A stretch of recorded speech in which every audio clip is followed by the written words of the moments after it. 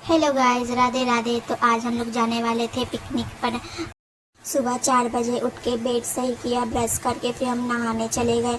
वहाँ से आके फिर हम निकलने से पहले खीरा खा लिया, फिर अपना पिकनिक का सामान लेके अपने गाड़ी में बैठ गई।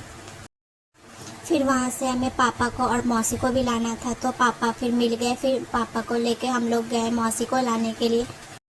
मौसी रेलवे क्वार्टर में रहती है, क्योंकि मेरे मौसा रेलवे में एई है। फाटक लगी हुई थी, इसीलिए हम लोग वहीं पे रुके हुए थे थोड़ी देर। मौसी को लेके हम लोग फिर वहाँ से निकल गए। फिर हम लोग पहुँचने वाले थे ककोलत। बहुत सीढ़ियाँ चढ़ने के बाद हम लोग पहुँच गए और हम लोगों ने खूब मस्ती किया, नहाया। फिर ककोलत से हम लोग राजगीर मलमास मेला चले गए, वहाँ भी हम लोगों ने मस्ती किया। राजगीर मेला में हम लोगों ने बहुत कुछ खाया, लस्सी पी और भी बहुत कुछ खाया, जिसको रिकॉर्ड नहीं कर पाए हम लोग, क्योंकि बहुत थक चुके थे।